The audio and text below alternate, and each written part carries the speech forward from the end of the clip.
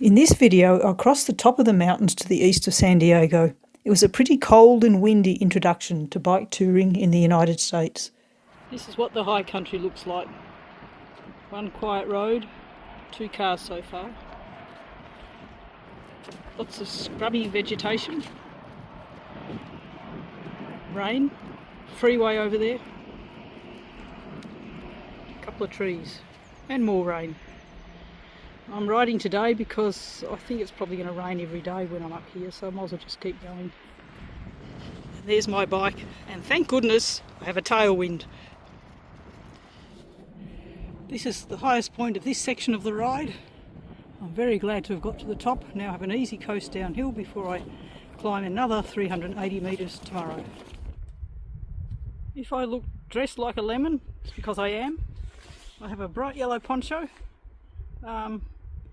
Yeah, I'm trying it out for the first time. We'll see how it works. So far it's kept me nice and dry. I chose yellow because there weren't many colours. It was red, yellow or zebra striped, and I thought yellow's good in the rain because very often it's misty and people can see yellow. It's a good safety thing as well as keeping me dry. It's a really windy day today. I've just left the campsite at Boulder Rocks. And it's actually a campsite on the PCT, the Pacific Crest Trail, so there were quite a few young walkers camping there as well, so that was really nice to have a bit of a chat with them. Very strong wind today. It's a tailwind. It's fantastic. And I'm following the freeway for most of the day, which is pretty noisy, but I actually don't mind. It's just background noise. I'm trying to record myself from a distance. It's not very far, it's probably only about 50 metres, but it's just a trial run. I'm going uphill, currently recording at 8% gradient. Didn't think I could ride that steep, but anyway, now it's dropped down to 7.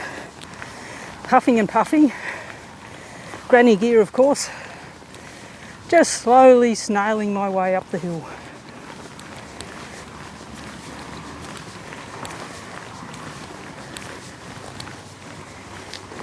Could this be bobcat poo or puma poo? Who knows? It's definitely poo of some sort.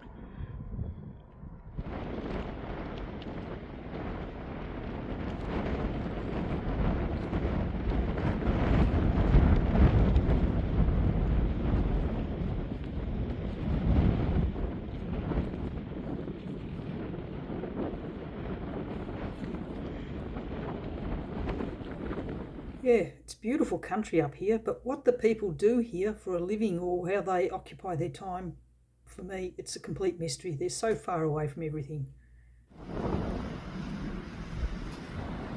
So it's 12:15, and I was going to actually stop and find a place out of the wind and make myself a sandwich for lunch, but I've already arrived at the highest point of the day, and let's have a look what's up here. There is a windmill barrelling around, showing how windy it is.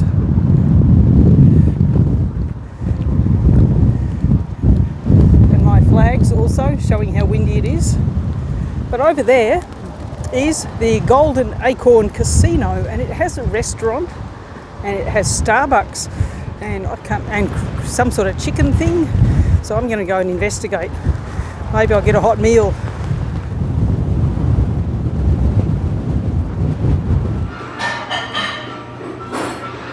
So I was encouraged to wheel my bike into the restaurant here in the casino, and parked it over near the door. And the ladies here are keeping an eye on it. And I've sat down to a wonderful looking meal for $14.99. This huge steak, mashed potatoes, vegetables, and salad. And I'm really looking forward to eating this. And this is what a hungry cyclist will do to a plate of good food. Ain't much left.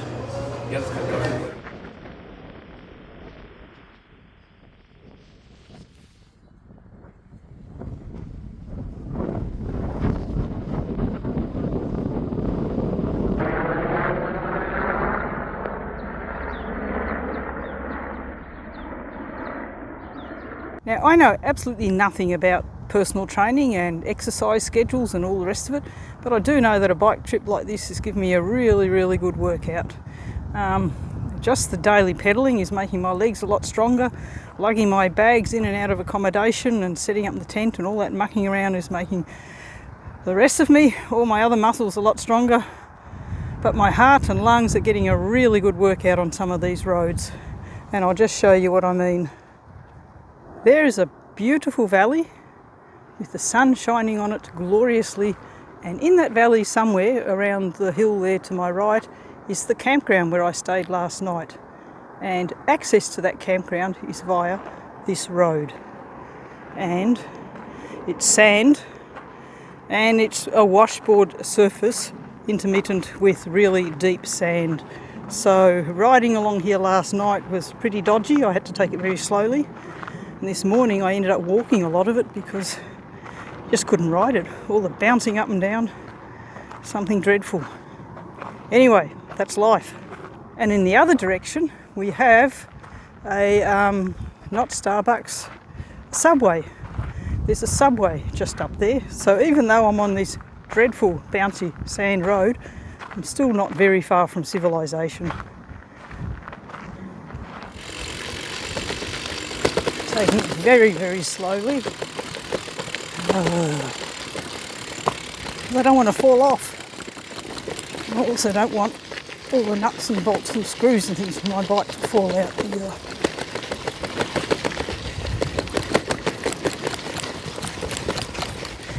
I'm going to get off and walk.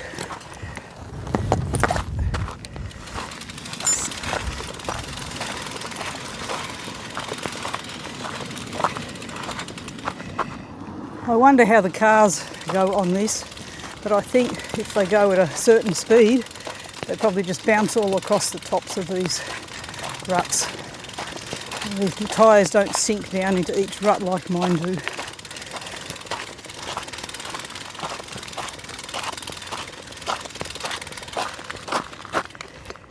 So the area I'm in is the Hakamba Hot Springs, which is down in the valley over there in the distance. I wanted to stay in the motel there, but it was going to cost $350 for one night, and I thought that was a bit overrated.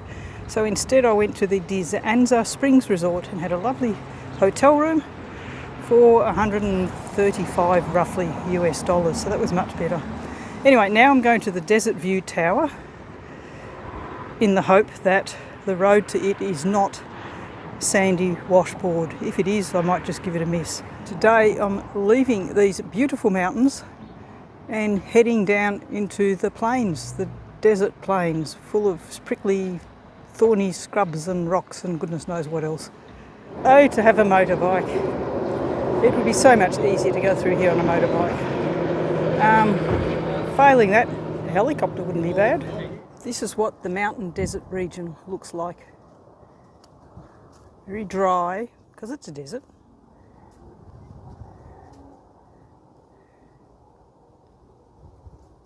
Over there's the freeway. Behind the freeway are more mountains. They actually don't look like mountains, they're just piles of rocks, but very big piles of very big rocks. And over there is a mountain, flat-topped, which doesn't look quite so rocky. Yeah.